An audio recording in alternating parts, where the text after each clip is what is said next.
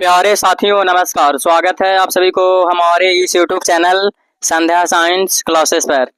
कैसे हैं आप लोग? मैं उम्मीद करता हूं आप सभी मस्त और स्वस्थ होंगे और अपने पढ़ाई पे ध्यान दे रहे होंगे। तो आज के इस वीडियो में क्लास 11th का फिजिक्स करने वाले हैं। फिजिक्स का चैप्टर नंबर पहला है, जिस चैप्टर का नाम है भौतिक जगत। ठीक है, इसका आज 4th क्लास है मेरे भाई लोग, जो कि लेक्चर का है, लास्ट क्लास है। ठीक है, इसके बाद इसका ऑब्जेक्टिव, लघु उत्तरीय प्रश्न और दीर्घ उत्तरीय प्रश्न बताया जाएगा। ठीक है, तो 4th क्लास में क्या ऐड किया गया है, इसको ध्यान से आप लोग समझने का प्रयास करेगा। कक्षा 11वीं भौतिकी अध्याय 1 भौतिक जगत भाग 4। ठीक है, भौतिक विज्ञान की पद्धति और विज्ञान एवं प्रौद्योगिकी में भारतीय योगदान, इसके बारे में हम लोग को जानना है कि क्या क्या योगदान है। ठीक है, तो पहला पॉइंट में है भौतिक विज्ञान की पद्धति।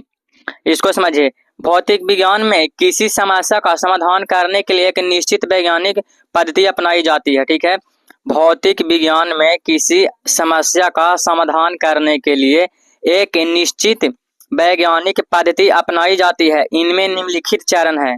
ठीक है, इसका चरण क्या है, निम्नलिखित है। अब यहाँ पे सबसे पहले है परिकल्पना। पहला क्या है, परिकल्पना है। ठीक है, किसी घटना की व्याख्या के लिए अनुमान लगाना।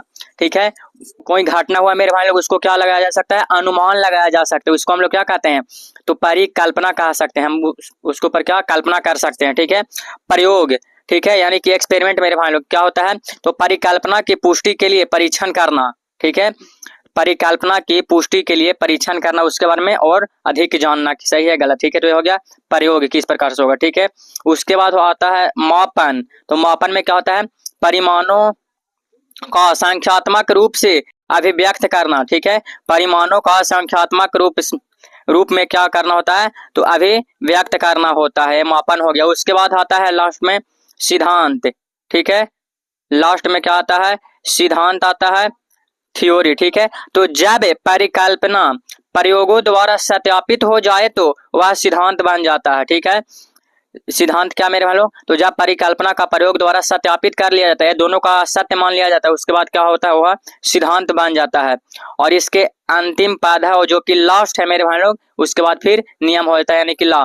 यदि सिद्धांत सार्वभौमिक रूप से सत्य हो तो वह नियम बन जाता है। जो भी मेरे भाई लोग नियम है, समझिए कि सब उस पर मतलब कई तरह के किया गया है काम मेरे भाई लोग। सबसे पहले उस पर क्या किया गया, परिकल्पना किया गया, प्रयोग किया गया, मापन किया गया और सिद्धांत किया गया। उसके बाद मेरे भाई लोग नियम आता है। जैसे कि उदाहरण के लिए बता दे रहे हैं आप लोग के, न्यूटन के गति का नियम, हुक का नियम इत्यादि। ऐसा पर मेरे भाई लोग ये मुख्य पॉइंट पहले किया गया होगा। ठीक है, पहले परिकल्पना किया गया होगा। ठीक है, उस घटना के बारे में अनुमान लगाया गया होगा। ठीक है, उसके बाद प्रयोग में मेरे भाई लोग परिकल्पना की पुष्टि की परीक्षण करना, उसके बाद फिर मापन, परिमाणों का संख्यात्मक रूप में अभिव्यक्त करना। ठीक है, और सिद्धांत या परिकल्पना प्रयोगों द्वारा सत्यापित हो जाए तो वह सिद्धांत बन जाता है। ठीक है, और लास्ट नियम ही है। यदि सिद्धांत सार्वभौमिक रूप से सत्य हो तो नियम बन जाता। उदाहरण बताएं, न्यूटन की गति का नियम। ठीक है, ये सब है। अब अगला पॉइंट है, दूसरा में है विज्ञान और प्रौद्योगिकी में भारत का योगदान। ठीक है, विज्ञान और प्रौद्योगिकी में भारत का योगदान क्या क्या है, अब इसको समझने का प्रयास करेगा कि भारत ने विज्ञान एवं प्रौद्योगिकी के क्षेत्र में प्राचीन काल से ही अत्यंत महत्वपूर्ण योगदान निभाया। अभी नहीं मेरे भाई लोग, प्राचीन काल से, प्राचीन मतलब क्या होता है, पुराना होता है, बहुत पहले से ही। तो क्या क्या खोज मेरे भाई लोग हो गया है और क्या क्या भारत ने भूमिका निभाया है मेरे भाई लोग, योगदान है भारत का, तो उसके बारे में हम लोग ध्यान से समझिएगा मेरे भाई लोग। पहला गणित। ठीक है, गणित मेरे भाई लोग, जिसमें शून्य की खोज आर्यभट्ट ने की है मेरे भाई लोग। ऐसा आप लोग जानते होंगे कि शून्य का खोज किसने किया है, तो आर्यभट्ट मेरे भाई लोग। तो गणित में कौन है, आर्यभट्ट है। ठीक है, दशमलव प्रणाली भी मेरे भाई लोग। उसके बाद है खगोल विज्ञान में ग्रहों की गति का अध्ययन करना, पंचांग मेरे भाई लोग। कौन, तो पंचांग। चिकित्सा मेरे भाई लोग, चरक संहिता, सूत्रुता संहिता। ठीक है, प्राचीन शल्य चिकित्सा मेरे भाई लोग, ये सब हो गया। उसके बाद है धातु कर में, तो लौह स्तंभ, महरौली जो जंग नहीं लगता है। ठीक है, इसके बारे में। और भौतिकी मेरे भाई लोग, ध्वनि और प्रकाश का प्रारंभिक अध्ययन। ठीक है, ये सब मेरे भाई लोग खोज किया गया है।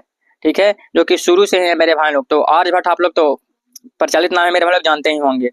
ठीक है, अब आगे इसी में पॉइंट में मेरे भाई लोग ऐड किया गया है कि वर्तमान में ही भारत ISRO, इसरो मेरे भाई लोग आप लोग जानते ही होंगे, DRDO परम सुपर कंप्यूटर चंद्रयान। ठीक है, इसरो मेरे भाई लोग चंद्रयान के बारे में जो भी जानकारी होता है वही चंद्रयान के बारे में कहा था। ठीक है, गगनयान, ठीक है, जैसी परियोजनाओं के माध्यमों से विज्ञान के क्षेत्र में अग्रणी है। ठीक है, क्या है? अग्रणी है मेरे भाई लोग विज्ञान के क्षेत्र में। अब एक तीसरा पॉइंट है, विज्ञान और प्रौद्योगिकी का समाज पर प्रभाव। इसका प्रभाव क्या पड़ा है? तो सकारात्मक प्रभाव सबसे पहले समझिए कि जीवन को सरल और आरामदायक बनाना। जीवन को क्या बनाया गया है? सरल बनाया है मेरे भाई लोग, और आरामदायक भी बनाया है। आगे है संचार, परिवहन, चिकित्सा और शिक्षा में भी क्रांति लाई है मेरे भाई लोग। ये सब चीज में मेरे भाई लोग क्रांति लाई है। अब इसका देखिए मेरे भाई लोग, कोई किसी का सकारात्मक प्रभाव होता है तो नकारात्मक भी होता है। अब इसका नकारात्मक प्रभाव मेरे भाई लोग क्या है? प्रभाव देखिए इसका है मेरे भाई लोग, प्रदूषण, हथियारों की होड़, बेरोजगार, ये सब हुआ है मेरे भाई लोग। ठीक है, तो इसमें आप लोग को 3 पॉइंट बताए जो कि मेरे भाई लोग कंप्लीट ही आप लोग का हो गया। और जितना आप लोग के पार्ट 4 से पीछे बताए हैं तो आप लोग सभी देख लीजिएगा।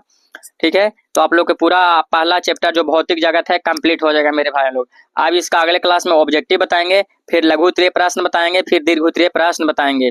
तो आप लोग डेली मेरे भाई लोग लाइव में जुड़िए और पढ़िए, सही भाई लोग मन ला करके, ध्यान ला करके, और बेहतर रिजल्ट लाइए। ठीक है, तो हमें उम्मीद है कि आज का क्लास आप सही भाई बहनों और मित्रों को अच्छा लगा होगा। ठीक है, तो वीडियो पसंद आई होगी तो लाइक, हमारे चैनल पे नए होंगे तो सब्सक्राइब जरूर करिएगा। मिलते हैं आप सही भाई बहनों और मित्रों से अगले क्लासेस में। तब तक पढ़ते रहिए और आगे बढ़ते रहिए। जय हिंद, जय बिहार।